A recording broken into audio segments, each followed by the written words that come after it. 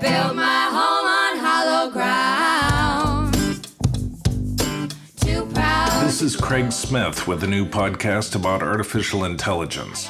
We missed last week, and so I'm hoping our audience is still there. This week I have a particularly interesting conversation to bring to you. I talked with Trae Stevens and Brian Schimpf from Anduril Industries, an AI defense contractor. We talked about the current state of AI research and deployment for national security, including how the U.S. stacks up against China.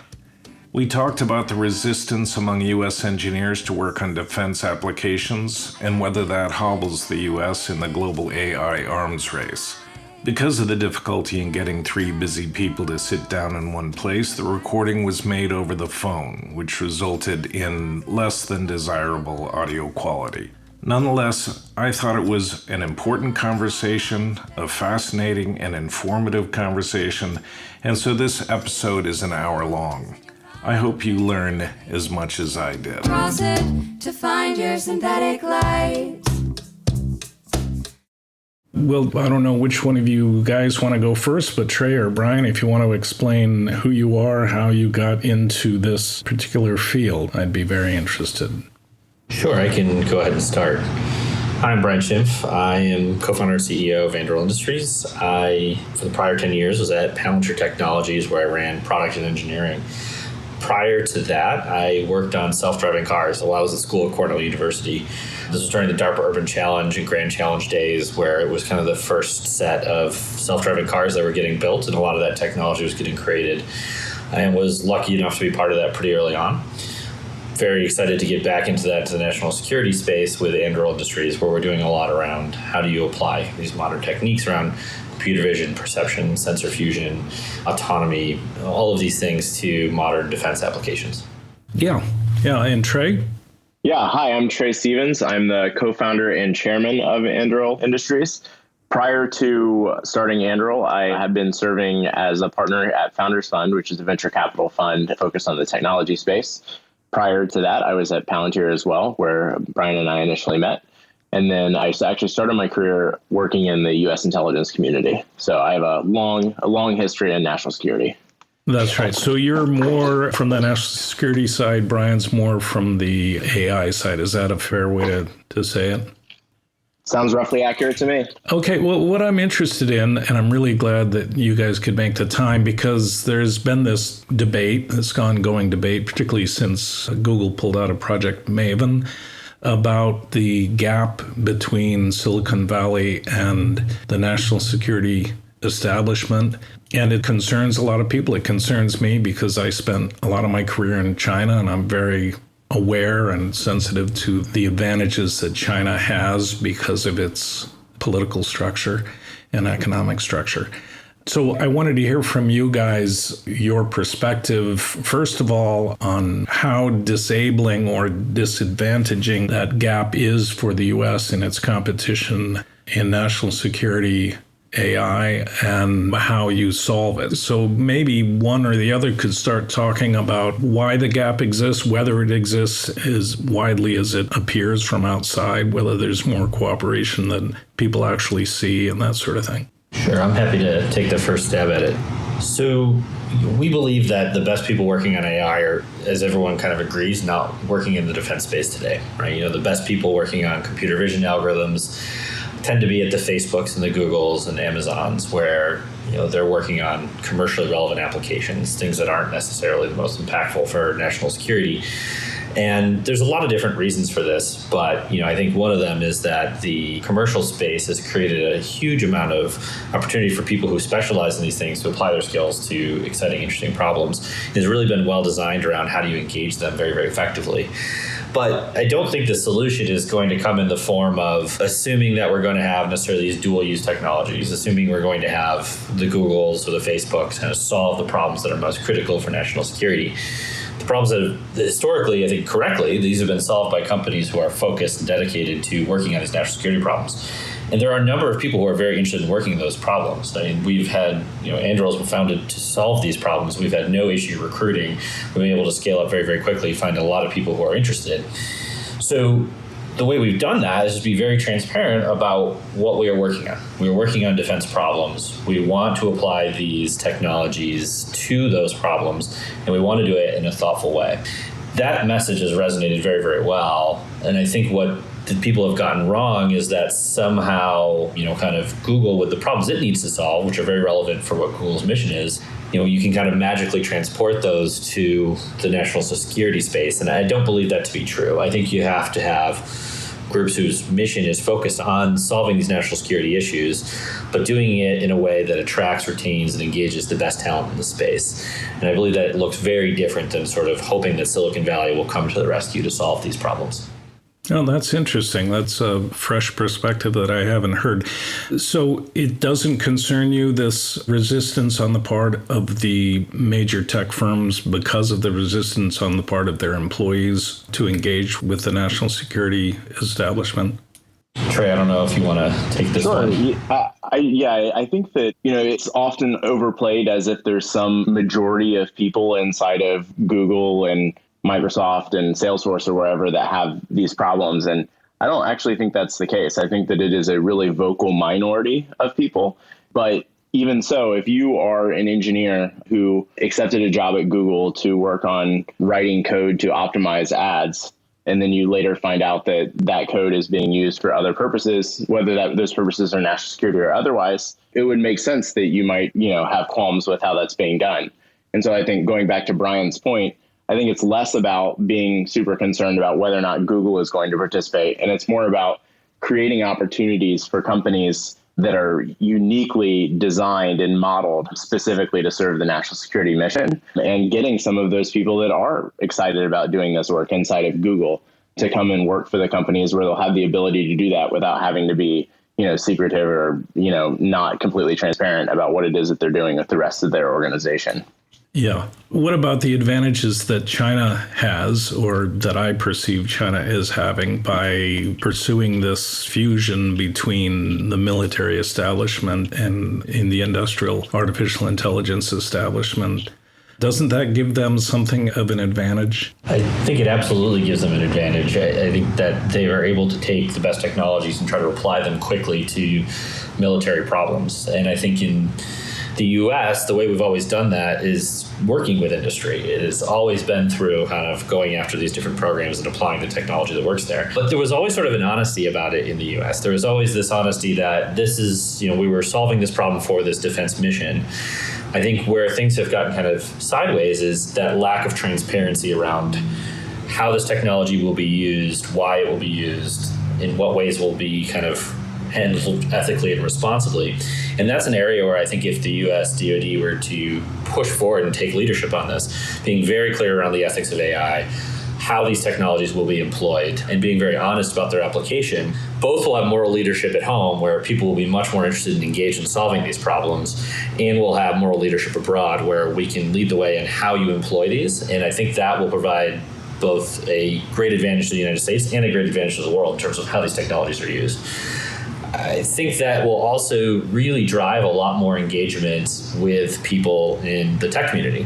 I think there becomes this disconnect where folks in the DoD talk about things like, lethality and, have a very sort of aggressive stance on how these technologies will be applied. And it doesn't actually even match with the reality of how they are applied. There's a lot of thoughtfulness, consideration, and legal kind of structure around how use of force and things like that, but it doesn't come across that way to folks in the Valley. And so you get this disconnect where, the DoD wants to talk about just, humanitarian assistance, disaster relief, the almost philanthropic aspects of what it does, but it ends up being fairly dishonest. And I think everyone kind of sees through that. So I think by taking a much more straightforward and honest approach of how we'll use these technologies and what participation do we need, and selecting for the folks who want to engage on that, I think we'll be able to overcome those limitations in a much more powerful way than simply sort of kind of take advantage of the same things that China has, where there's this great industrial base that can actually participate in the mission in a powerful way. Yeah. And you're right. The applications for AI and national security are much, much broader than autonomous weapons systems or semi-autonomous weapons systems. But those nonetheless are what capture the public imagination. Can you give me a sense of what the top AI applications are in defense that the DoD is looking at? So I think a lot of people focus on sort of this doomsday scenario of kind of killer autonomous robots running around rampant and with no controls or no humans involved. Anyone who's been engaged in the state of AI knows we're not even remotely close to that being technically feasible, nor does anyone even think that's necessarily a good idea. What in reality has a huge impact today is just increasing the quality and integrity of the information that people have for making decisions. So I think of this mostly in the case of how do we have things like, better intelligence information? If I can get kind of much more information about where are troop movements or things like that, and be able to just present the most relevant pieces to a human instead of just having banks of humans just staring at a video camera all day, that substantially increases the quality of decision making that the US DoD can do. So most of the problems today that AI is most applicable for are sort of how do I best take advantage of the huge amounts of information that are available, find the most relevant portions, and present that to humans to make those qualitative decisions that they need to make. It really is about how do I kind of sift through this vast amount of information to make sense of it. And basically every application that you're going to see in the next 5 years revolves around that theme. How do I essentially automate the understanding of the world and make it better for humans to do that? There's a number of areas as well where it boils down to, even relatively rudimentary things. How do I have aircraft plan flights? How do I detect kind of maintenance problems in advance? Those are kind of like, lower level things that I think will be impactful. But by and large, the biggest application that has the most interest, the most drive, and I think the most near-term applicability that brings real capability to what they're doing in the DoD is this idea of how do I make sense of this huge quantity of information faster? That's going to be the biggest bang for the buck in the near term.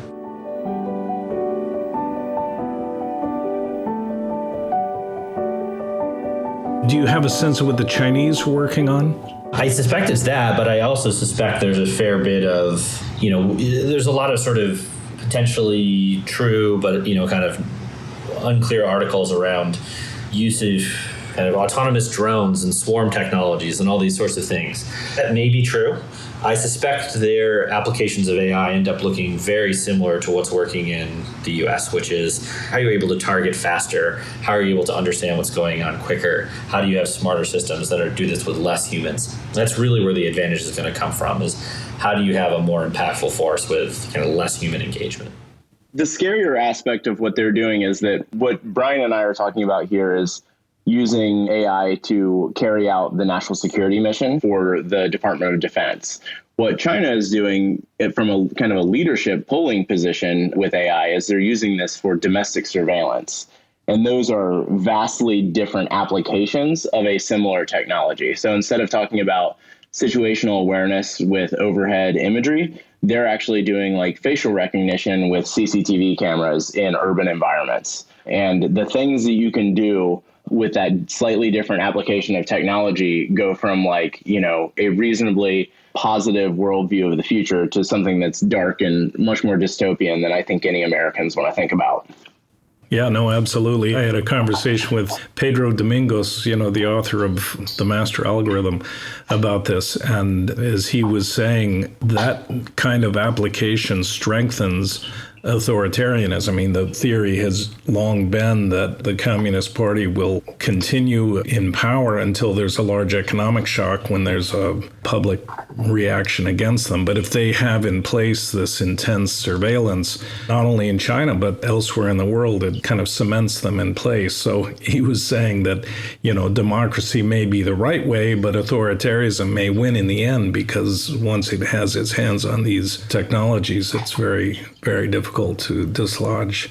Yeah, it's certainly stickier than our approach. And this is not only in the defense world, but it's also in things like medicine. If you need training sets to develop models to detect tumors, it turns out that a state-owned healthcare system where the government has unfettered access to all of the medical imaging, it's much easier for them to build those repositories of training data. So there are definitely kind of advantages built into their system. But I think this is why it's so important that we spend time working on this here in the US and in the liberal democratic world so that we can take a leadership position in the technologies that we are developing ahead of them. The tricky thing about being a leader is that you can only really lead if people are following you. And China has effectively, through since time, been able to export their surveillance regime to other countries, Egypt, Venezuela, Iran. And that's something that is only happening because, the U.S. hasn't taken a leadership position in defining what those standards and norms should be for how those technologies are applied and used. Yeah, that's very interesting. On the question of standards and conventions between nations, and particularly between China and the West, are you hopeful that we'll be able to work out meaningful conventions that both sides would adhere to? Because one of the difficulties with AI is it's invisible. You don't know when it's being used. And so I'm not very optimistic. I would guess that China will go as far as it can in development before it sits down to a table. And then even beyond that, it's a matter of trust, and trust between nations of ideological differences, such as between the U.S. and China, is not a natural thing. I think that the U.S. is not negotiating from a position of strength right now.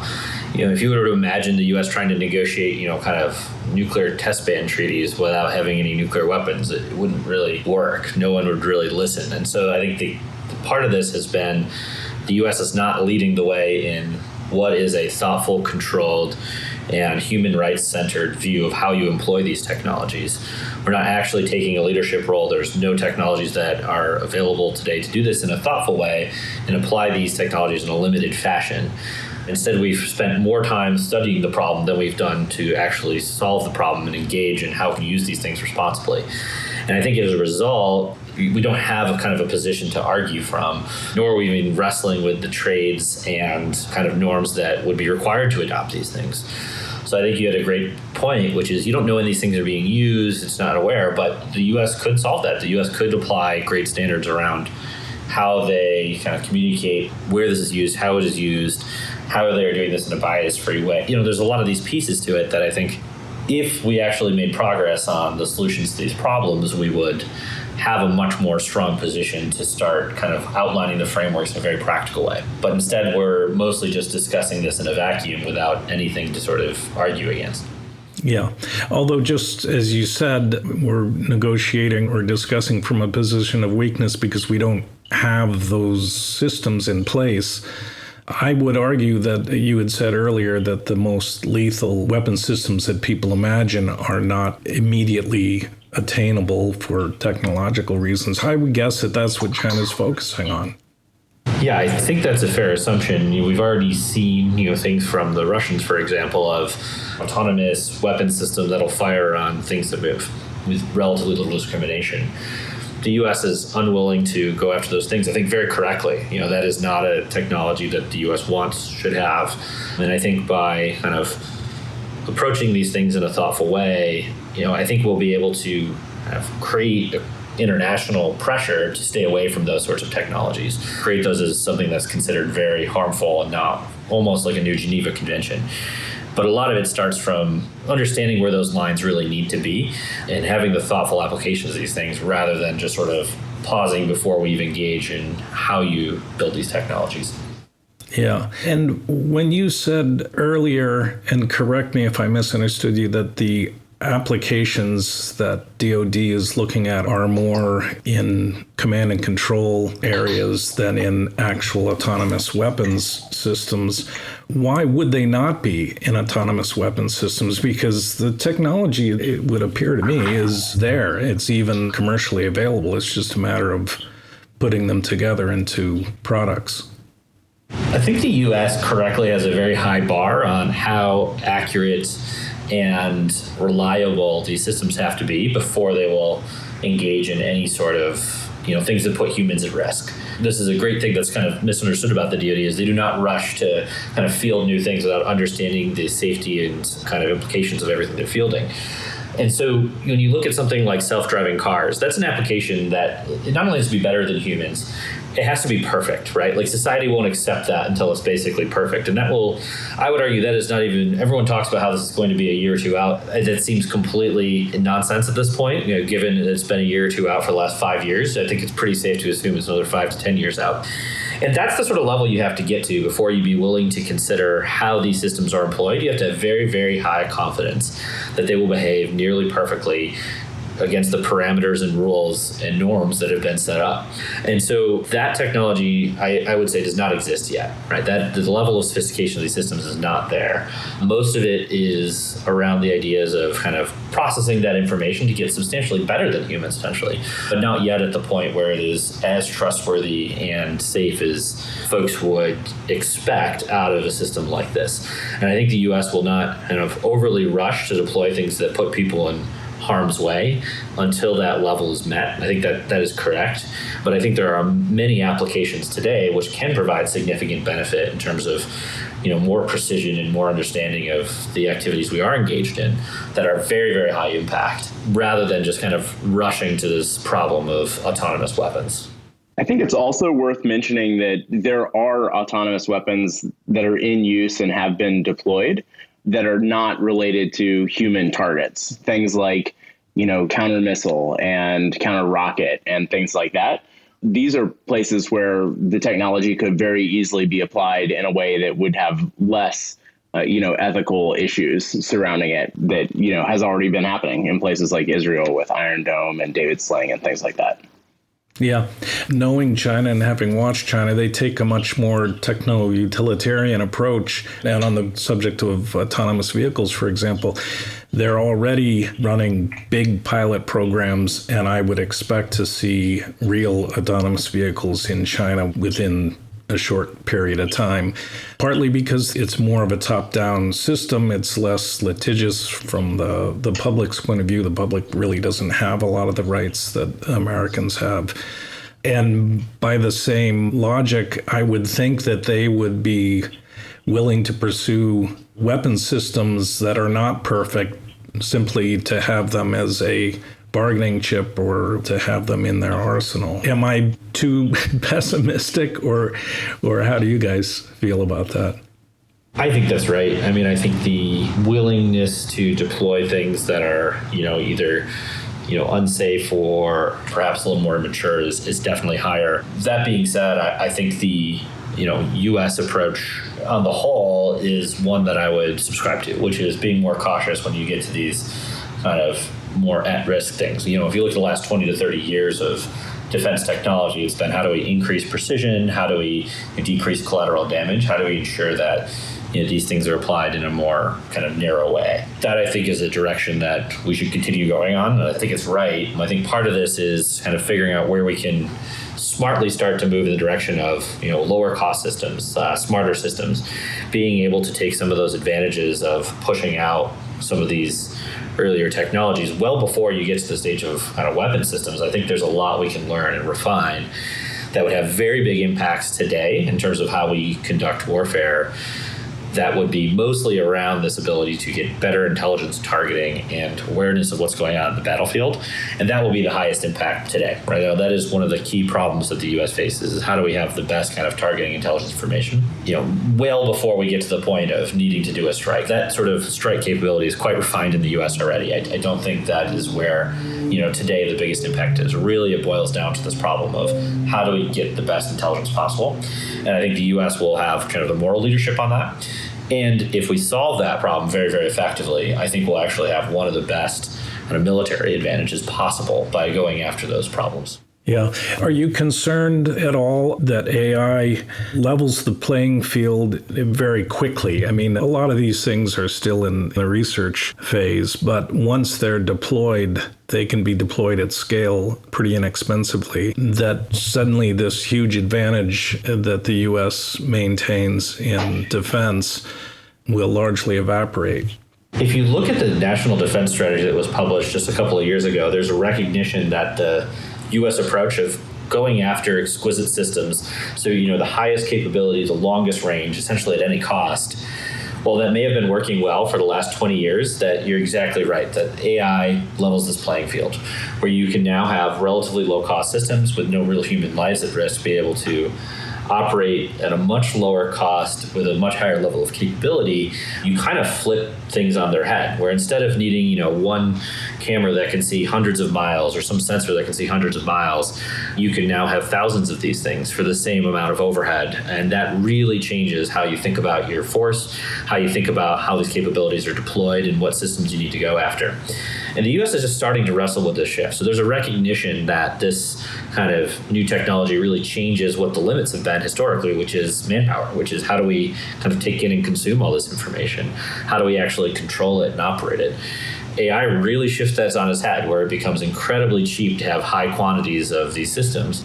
People haven't yet figured out how to deploy that effectively, haven't really figured out how to deploy that in a military scenario, but that is where inevitably these things go. And it absolutely changes the advantage away from these sort of very expensive, very high-end systems that are very hard to compete on to you just need smart systems and you just need a lot of them. And that is a huge shift that the U.S. will have to contend with. More broadly, I also think that this shift is, related to hardware versus software focus. So, during the Cold War, it was incredibly difficult for other powers to compete with the United States and the Soviet Union, because at the end of the day, you needed a manufacturing industrial base. You needed vast access to natural resources to actually manufacture these things. You needed to have human capital. You had to have the talent. There was all of these different pieces that fit into the puzzle. Whereas, what we're seeing with the increasing importance of software is that a ragtag bunch of teenagers effectively in the basement of a government building in, Pyongyang can actually disrupt the international economy or, political system. And that's something that's just fundamentally different from a hardware defined past that it has really just been super recent. Yeah. Oh, that's right. And that's what makes it harrowing, frankly. I guess going back to the gap with Silicon Valley engineers, to whatever extent it exists, there doesn't seem to be a recognition that this is, really a national security issue. It's not big bad warriors wanting to deploy killer bots or something. It's a matter of protecting the homeland as much as anything else. So, you guys are kind of unique, or maybe you're not, in being an AI firm focused on defense, or a defense contractor that is using AI, or is that now a pretty large sector? I wish it was large. I have spent a lot of time looking for companies working in the space, and it's not large. There are not many companies that are, attracting talent and raising capital that are focused on defense.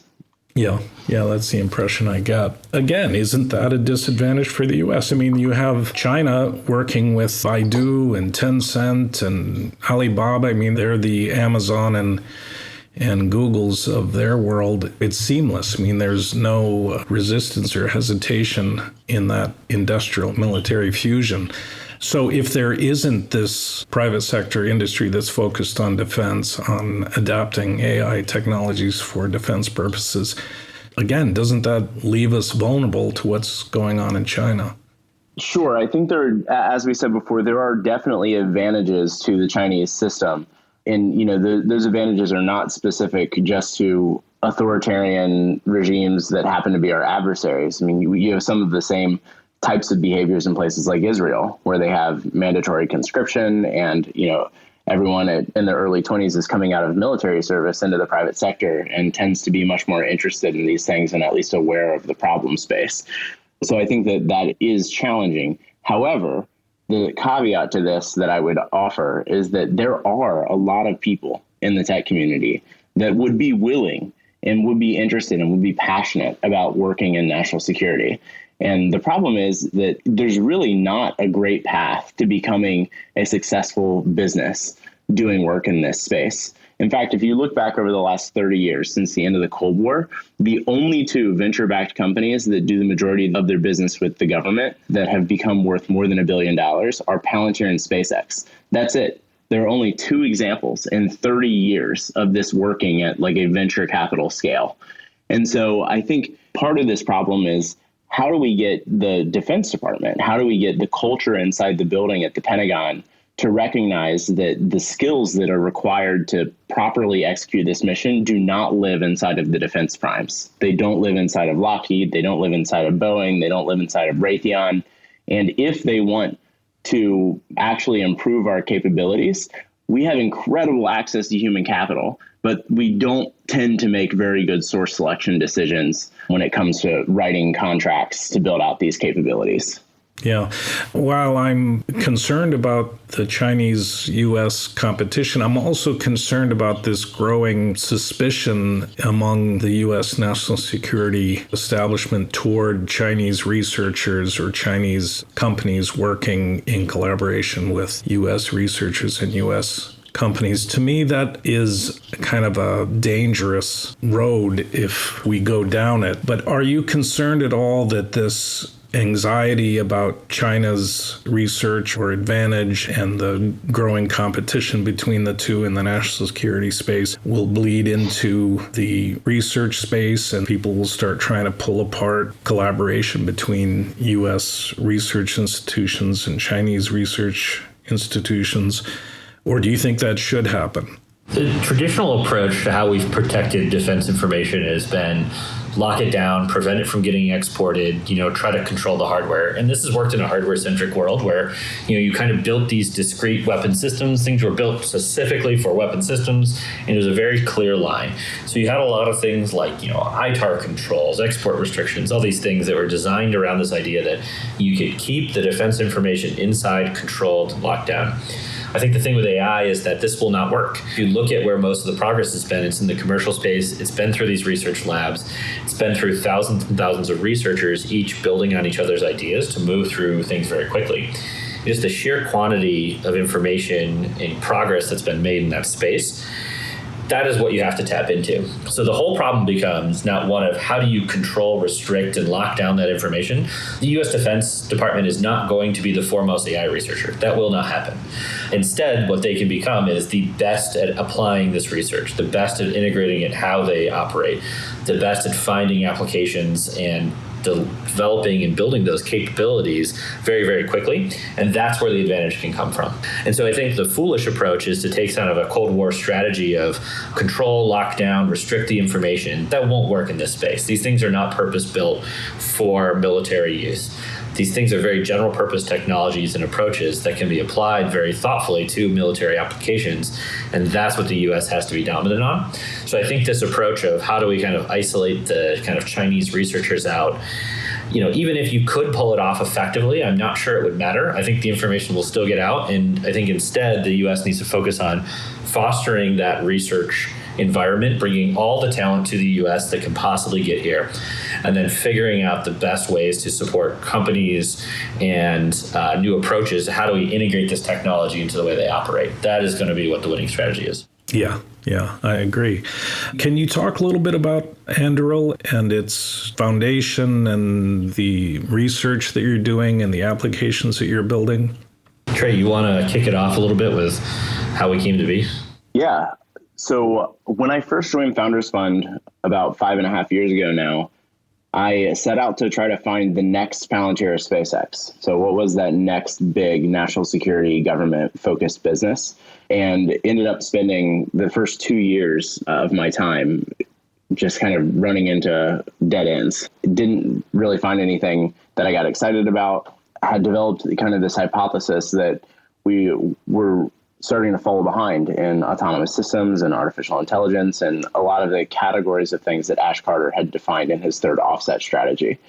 And it didn't seem like the tech community was responding to kind of the call for help that was coming from the Pentagon. And so I started talking to Brian and Palmer Luckey, who is the founder and inventor of Oculus, that is the founder of Anduril as well as some people from our network, Matt Grimm, Joe Chen, and others. And it kind of came up with this idea that if somebody was going to do this, it should probably just be us, and that the combination of software and hardware together to solve some of these critical third offset style problems really had to happen inside of a new defense prime. So rather than just being like a software widget company that emerges from, Palo Alto, it needed to be something that had a little bit more meat to it. and was multi-product and had a kind of a bigger vision for what they wanted to be. And so that's kind of how it all came together. But then, Brian, you can dive into some of the specifics. Yeah, so we wanted to look for a problem that we thought we could solve quickly with modern technology approaches. And so the first problem we came up with was, well, we think we could solve kind of the perimeter security problem very, very effectively. So we talked to a number of folks in DoD and Customs and Border Protection, and this idea of basically how could you have awareness of what's going on without needing to have increases in manpower and provide the best information possible. That had a ton of legs, a ton of interest, and was something we were able to build in about 6 months, have a working system up, and then be in production in about 12 months total. Very, very fast timelines for the government space. And since that, we've expanded into a number of different areas, kind of applying the same core software and hardware approach of how do we find the best applications for these smart systems? How do we provide the humans with the best intelligence possible? Applying this to counter drone systems, applying this to small group intelligence, UAVs, really trying to find a lot of applications where we can apply these methods of AI, autonomy, sensor processing, perception to these problems and have a big impact quickly. Is DoD or DARPA or anyone coming to you with problems to solve, or are these sort of at this point, not to disparage them at all, but low-hanging fruit that you see that you can immediately roll out? I think the answer is yes, they are coming to us with problems. I think counter UAS is a great scenario here. I mean, I think there's kind of been a better job of communicating with industry about what are the key issues that they're facing today, and counter UAS is one that consistently comes up. And it's the sort of thing where we can very, very quickly prototype, build, and demonstrate new technologies and how they could change the traditional approaches to these problems. So there's a lot of scenarios like that where it's, hey, here's an urgent need that we have, and here we can quickly go after it. Solving those problems is an area where I think we'll have the biggest impact in the shortest period of time. Areas where there's real issues today that they have a real threat with. Technology can make a significant difference in saving lives, providing defense, actually having real awareness. Yeah. How much weapons development or AI-powered weapons development is being undertaken within the Defense Department, or is most of it being contracted out? I wouldn't say there's, a significant amount of kind of weapons development per se. I mean, I think most of this is focused on understanding the limits and where those, kind of big impact capabilities are. So I think most of it is focused on two aspects. How do we kind of have better intelligence information? That's been probably the single biggest thrust that's been successful in the DoD with how do they kind of take modern AI approaches, apply them to the vast quantities of intelligence, data that's coming in, and try to provide the most usable information possible. That's the single biggest thrust. The second is really how do they kind of, automate some of the more routine things around making an autopilot system more sophisticated, kind of automating some of the planning of flights and things like that. That's been where a lot of the focus has been to date. I think there's still that is the right starting point, right? Having a firm foundation of those systems is absolutely key. If you can't actually perceive the world, if you can't actually understand what's going on, if you can't actually safely kind of operate these robotic systems, talking about weapons seems like, you probably have to solve those two problems first before we can have a real conversation around doing anything that's, high risk. So those are sort of the foundational problems that I think you have to start with. And those are the areas where we're really focused as well, is how do you solve these issues of perception? How do you solve these issues of command and control? That is absolutely the foundational piece. Any system that you're going to deploy has to solve those to be truly autonomous and to make good decisions. And so that's where you have to start, and that's where the DoD has really put a lot of the effort to date. Yeah.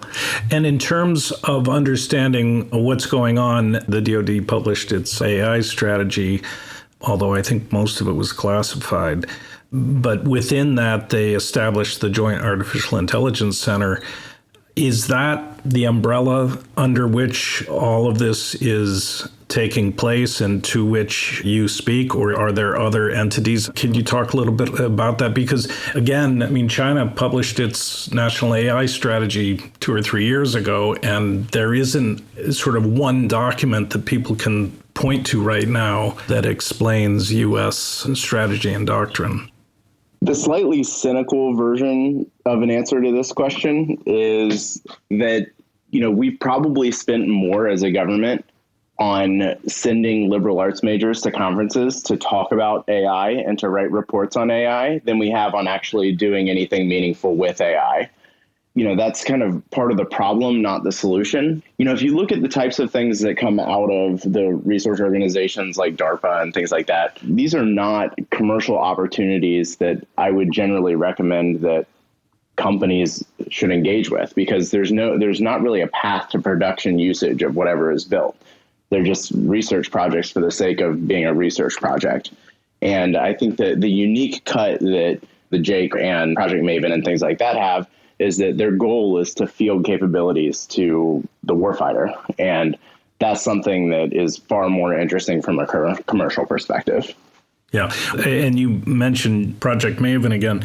Does Project Maven fall under Jake at this point, or are there separate initiatives? The reality of the DoD bureaucracy is that it is extremely complicated. I'm not sure anyone actually falls under anybody, and it's a very complex beast to get these things moving. When you have an institution that's the size of some countries, right? And so I think the reality is there's a lot of folks from research labs through the Jake, through Maven, through national security, intelligence community things, all trying to figure out how can they move the ball forward, right? And I think you're going to have kind of a multi-pronged approach to this. I think that's right. One of the advantages that the U.S. has here is just the sheer scope and scale of the resources that can apply to these problems. I don't think you necessarily want it through one central clearinghouse. I think you do want to have kind of these multi-pronged approaches and have organizations like the Jake being able to kind of lead the way, show what is possible, and figure out how to field things quickly and kind of drive this sort of common threads through the department. But the reality is there's a lot of groups within the DoD looking at these problems, all of them having a different twist, be it one of the services or some very specific mission about how can they most effectively get capabilities fielded today. That is a very important thrust. I think a lot of them are a little more on the research stage around, kind of more on the lab side of demonstrators and, experiments, rather than what is a thing that could get fielded in the next 12 months. That's the bias that you really should have. And that's where I think a lot of the efforts like the Jake have really pushed forward on what are the capabilities we can field in 12 to 18 months, not things that are a 5 to 10 year research project. One of the important metrics that I think will be worth tracking will be whether or not these innovation organizations within the department are actually able to write contracts into production capabilities. So if you look at, organizations like the DIU, Jake, Maven, AFWorks, SoftWorks, Army Futures Command, the list goes on and on. There's so many examples of these innovation orgs. But their strategy seems to be something like this. So let's say between all of them, there's like a hypothetical $100 million budget. What they do is they write $250,000 checks. And then they're surprised when nothing kind of emerges from that into a production capability.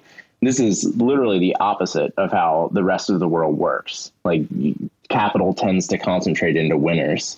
And so I think if they want to see better results, the right approach is probably something more like taking that hypothetical $100 million budget and writing 4 $25 million checks into companies that they think actually have the ability to scale into something in production. And, doing that will attract private capital. It will make it much easier for those companies to recruit and retain talent. And it will allow them to scale something into the hands of the warfighter rather than just being like kind of a pilot research boondoggle. Yeah. Along that train of thought, there is not, or maybe I'm wrong and I just haven't identified it as such, there is not a national AI strategy for the United States in the way that there is a national AI strategy for China. There's the executive order, but do you think that executive order stands as the national strategy for the country, or do you think there is a need and a usefulness to articulating a national strategy that the world at large can point to and understand? I think if you asked any of the practitioners in the IA space whether there was a national strategy or an executive order, all of them would be scratching their heads. They would have absolutely no idea. And I think the reality is that those approaches, unless it's coming with like mobilizing resources, programs, and real kind of emphasis around a set of problems, it's not going to show a material difference. So I think the real question is, how does the U.S. kind of mobilize through defense budget, through research grants, the types of problems that need to be solved. Like, how do we really fund and drive those things? I think a lot of these strategy documents at best can, kind of create alignment around those problems, but in reality tend to be, fairly vacuous statements of commitment to work on these things humanely and with very little practical use in terms of what does that mean and how are we going to actually solve those problems. And so I think the reality is those things don't move the needle. The things that move the needle are real commitments to actually solving these problems, actually moving the ball forward, wrestling with some of these challenges and coming out with like clear, practical, thoughtful approaches to how do we solve these, as well as funding the research and applications to move these capabilities out. That's what's going to move the US ahead. I can't imagine that any sort of document is going to have much of an impact unless it really comes with, a commitment to seeing this grow and develop as real capability. Yeah, that's interesting. I hadn't thought of it that way. And that China certainly largely still centrally planned economy, that kind of document does have an impact because so much of spending is still government spending. So it's a different thing. I'll ask one more question because you mentioned Raytheon and Lockheed. We were saying there is not a very obvious AI-powered defense industry at this point. I would think those guys would be investing hand over fist in artificial intelligence because, again, AI, it's a pretty easy thing. I mean, it's not building some complicated piece of aircraft. It's algorithms and computer systems. I think the reality is it's much harder than it looks. I think there's a huge discount placed in the DoD around it's just software. How hard could it be? And the reality is, look at the massive cost overruns, failures, and ineptitude that we've seen on government software programs. They consistently fail for billions of dollars. And if it was that easy, you would think these things would just work. Like, well, it wouldn't be that hard. I think the reality is you have an institution that's been built around how do you build, buy, design aircraft and ships and missile systems, these very large, very expensive, very engineered technologies. No modern software company looks anything like that. Amazon does not look like this. Google does not look like this. They do not have, 10-year technology development cycles. They have 1 week, 1 month development cycles. There's a very fundamentally different way that you build, design, and operate, kind of these software-heavy systems. And I think the big mistake is assuming that, because I can make a battleship, that means I can make software. It's just computers. And the reality is it's a wildly different set of skills. It is a wildly different approach to managing, designing, building, running these programs. And I think that's the fundamental difference is the DoD and these defense companies are trying to operate these problems as if they were a battleship. It is not. It is a fundamentally different problem, and you have to approach it as such. Is the future then in the defense industrial establishment going to be more like the startup ecosystem where you have companies like Anduril that are small and nimble and can deploy things quickly? Or do you think that there will be software-focused defense companies that will grow to the size of Raytheon and Lockheed? I think you're going to see a mix of both, right? It's like there's a number of different systems that the DoD buys. They're all wildly different. And I think kind of embracing that, understanding that, and then figuring out, how are these different companies going to have different expertise, specialize, actually do these things? You're going to have a mix of these. So I think the mistake that's been made is assuming that it is a one-size-fits-all thing, that they all need to look like the defense primes that kind of came up through the Cold War. I think the future is going to look like more companies like an Anduril, where it is, maybe faster, more iterative, more exploratory types of work, rather than just purely the kind of large-scale, large systems engineering types of companies that you see. So I think there's going to be this mix. They're very good at building large aircraft and battleships. I am 100% in favor of companies like that continuing to do that. Where I think you're going to see these new technologies shine, you're also going to see new companies shine, where it's just a different approach, a different way of operating, and a different type of thing you're building. The other thing that's worth mentioning on this same topic is that Google, Amazon, Microsoft, these are companies that are in kind of the top, easily the top quartile, if not the absolute top of spending on internal research and development. It's, they're between like 15 and 20, 25% is spent on IRAD, whereas the defense primes are on average like between 1.5% and 3%. And so they're not really spending money to develop new products internally. They're kind of counting on the government to give them money to do it, under contract. Yeah. Well, and that brings me back to my original question. Isn't that then a problem for U.S. national security if Google and Amazon have this huge research advantage, aren't feeding some of that into the national security establishment? Only if we can't build these software-focused defense primes. Because I think if you can, then enough of the technology that's being developed, outside of the doors of the defense industrial base can be used, repurposed, learned from for defense applications. But if we're kind of stuck and we're only giving real contracts to primes, then I would be really concerned. But if we figure out how to allow new entrants to come in and start making a difference, then I think that we don't really need Google, Microsoft, Amazon to be there at the table. A lot of the basic research generally, not only out of these companies, is open source, is published on archive or various places. Is that an advantage or a disadvantage? Because certainly once it's open source, everybody in the world can use it. I go back to the point that is the reality of where things are today, that this research has moved so quickly because of that openness, and there's no way to change that reality. So instead, you have to embrace it, and you have to figure out how to use that to your advantage. Yeah. So you have this space that is moving incredibly quickly. Your advantage will be how quickly can you take advantage of these new technologies. This isn't a 10 to 15 year cycle. This is a 1 to 6 month cycle. And if you can figure that out, then you will win. If you can't, you will absolutely lose. That's it for this week's podcast. I want to thank Trae and Brian for their time. For those of you who want to go into greater depth about the things we talked about today, you can find a transcript of this show in the program notes. I've inserted links to make it easier to follow some of the arcana of defense programs. We've been getting good feedback from listeners, and I hope to hear from more of you. I want to thank Howard Goldowski in particular for his valuable advice. Let us know whether you find the podcast interesting or useful, and whether you have any suggestions about how we can improve. The singularity may not be near, but AI is about to change your world, so best pay attention. No, I can't get close till I buy my time.